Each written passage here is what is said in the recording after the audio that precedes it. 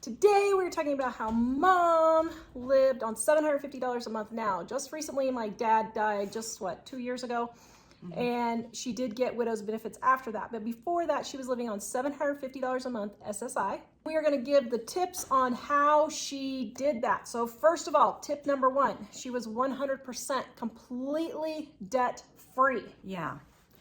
That's the major thing is it's the debt that's killing you, not the... No car payment, no student loan, no house payment, nothing. Yeah. The reason she was able to do that was before she got sick, she was thinking ahead and was able to, while she was working, paid off her house and everything, and never had a car loan, never had student loans, anything like that. So it is imperative that you become debt free.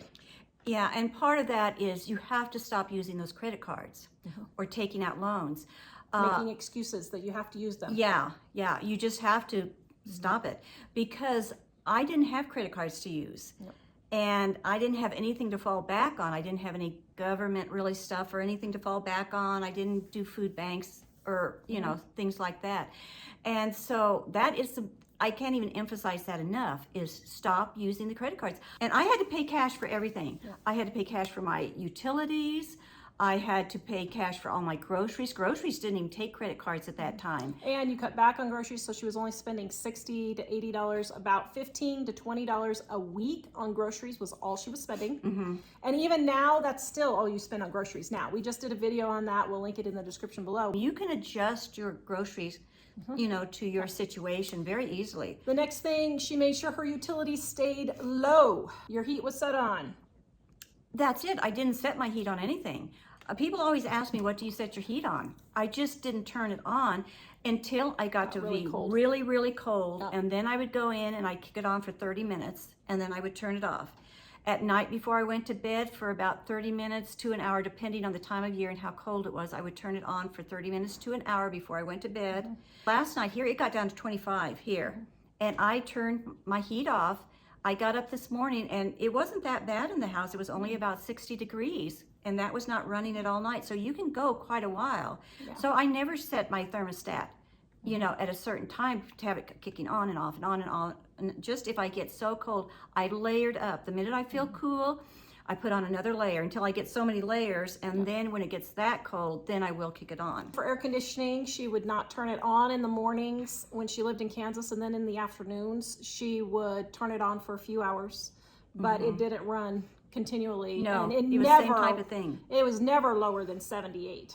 Never. Oh, no. Never lower. No. So these people that are putting their air conditioning on 65, listen, you got to stop that. Always paid cash for a car, $1,500 or less. Now, cars are way more expensive right now. We totally get that, but you can still find cars. I just saw one this morning for $1,800, and I was disappointed I missed out on it. You need to buy older, cheaper cars. Now, I know the excuse they're going to say, but I can't pay for car repairs, so I have to buy a new car. I didn't even spend equal to a normal person's 1 month payment for a new car a year. I didn't even spend that much a year. Well, you mean in repairs? Yeah, in repairs. Yeah.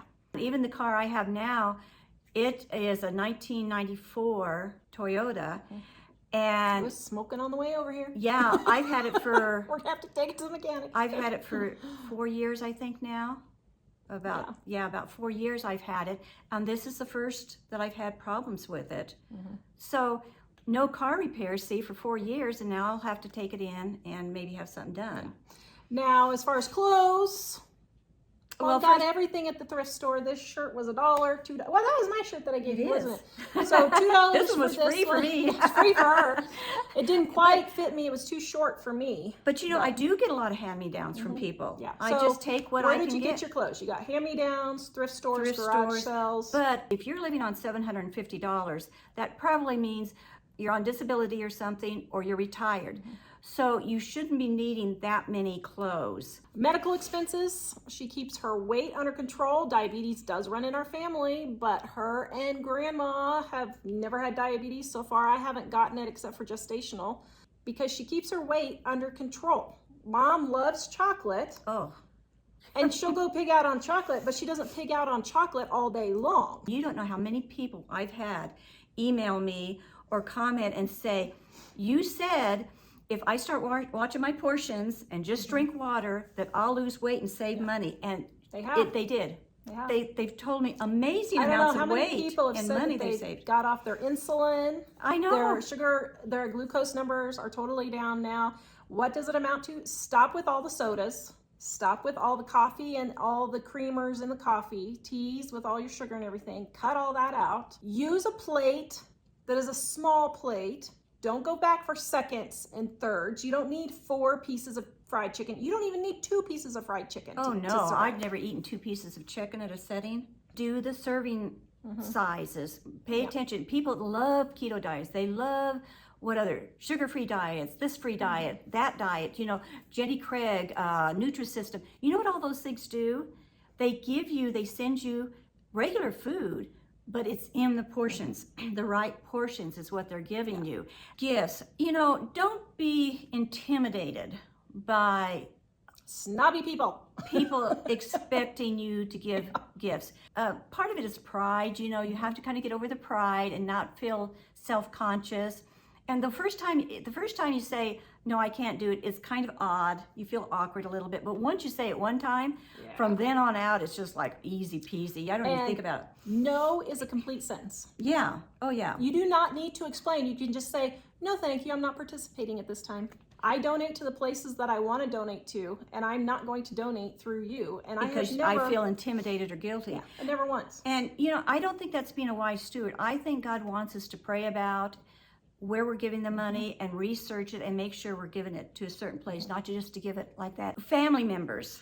I've been in a situation where one family member said, well, I give really expensive presents and I expect everybody else to give expensive presents. We can't give any less than such and such amount. And, you know, got news for you. Yeah, I'm just going to say, I can't do that. And, well, why not? You know, you're just being cheap or you're being this. Don't you feel bad. Don't you feel, once again, intimidated or guilty. It's their problem. If they have to put a price on a gift that's too high and they expect you to do that, that's not a true gift. That's not a true gift given in love. All right, now, because you do love us, what do you do with family members who you want to buy a gift for, like me? I start all year long. I go to thrift stores and garage sales, and it's really almost more fun in a way. I find some of the coolest things because I get more unique things, things that are just perfect for that person. I think one year I got like $100 worth of toys for one of the grandkids, but I only spent like $20. People give Give it away. And get rid of for really cheap these toys because they've got an overload of toys, and so you can get a lot of nice stuff. People are going to say, well, of course you can live on $750 a month. Your house was totally paid off. Well, first of all, Mom worked 3 jobs before she got sick in order to get her house paid off. She made sure that she really worked to be 100% debt free.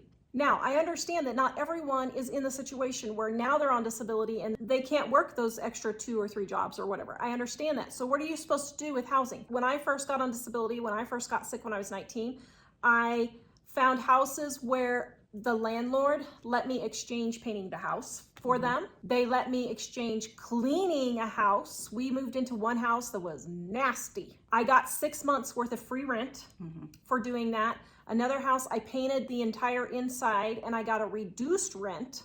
You can move in with friends or family members. You could get a roommate. You could be their house cleaner, their gardener or something in exchange for a room. Babysitter. You could be a babysitter, a nanny. You could be a cook. People do this all the time. I know of one lady who, she's a massage therapist, and I said, well, if you ever need a place to live, you can come live in my basement in exchange for massages. I have fibromyalgia, and they make me feel a whole lot better. There are lots and lots of alternatives for housing that you can do. Start talking to people. Any friends, family. Even sometimes when I go to the store, I talk to people. For some reason, people come up and ask me questions. I don't know what it is. I will mention, you know, I'm looking for such and such. I just mention it all the time when I need something like that. So just start spreading the word.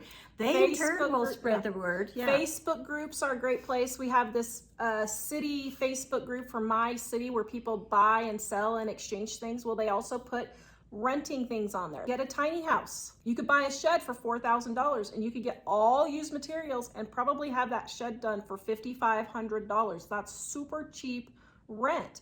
I have a grandson that he only pays $450 rent for his apartment, and that includes all the utilities, but I think it's electricity. You could live off your other $300 a month if you're paying that low of rent. You know, you really can. Yeah, especially if you don't have a car and you can do the bus and that things kind of like thing. that. You're gonna have to do some work. I'm sorry. Yeah. I know several people who live on disability or Social Security and they can't afford a car. It's some work to go to the grocery store. I'm not saying it's all fun and excitement. You may have to work extra hard because you're reaping the consequences in some cases, not everybody. Now you're going to say, no, I can't help anything I did. First of all, you've got to face up the reality. Are you really in a situation that isn't of your own making? Did you not prepare for this in the past? Did you not know that you're going to have to be retiring in 15 years, 20 years and start trying to do something to take care of it? Some of this is reaping the consequences of what you've sown. When that happens, we have to work often twice as hard, give up twice as much in order to get out of that. I'm sorry, that's just that seems unfair, but it's not unfair. That's just what happened. While everybody else was enjoying their vacations, enjoying going out to eat, enjoying getting their nails done, their hair done, I was saving my money and paying off my house. Now I'm reaping the consequences of that. I don't have a house payment. I don't have to worry about a home. Work twice as hard. Yep. And keep working even though you don't feel like it and feel like you should be retired now. Yep. The thing is, we want you guys to know it can be done. You can do. I was just going to say that. You can do this. In these hard economic times. You can do it. And you know what? Let me show you real quick. Look at this chart for inflation. Look at this chart, Mom. Right here is 1918. This over on the far left is 2022. Oh my goodness, it's like what, double? If not triple. If you think that inflation is bad now, look at this chart right here.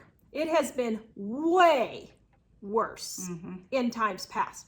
We got 1918s, we've got the 1940s, late 1950s, 60s, and then we have the 1970s. And none of those even come close to what we have now. What we have now really is not that bad.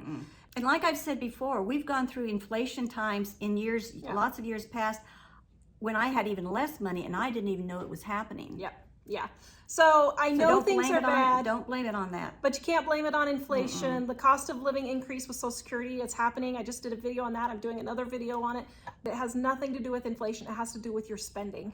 You've got to stop using excuses. Got to stop saying those excuses and just do it and take care of it. You can work while you're on Social Security and while you're on Social Security disability. So if you have to, you take that second job. You can dog walk, you can babysit, ironing. Mom did ironing. You can do all kinds of things to get at least a little bit of extra money and a little bit of cushion so that you can have some savings so that if something happens like your car breaks down, you have the cash and you're not relying on your credit cards to do it. So I know this is kind of a tough love video, but we want you to have hope. We really do. There is hope and you can do it. Because many are feeling discouraged, thinking I can't do anything, but you can do. You can do way more than you imagine. Go watch this video next on the cost of living increases with Social Security. Visit us at livingonadime.com for money saving tips and tricks to help you. We will see you guys next time. Bye-bye.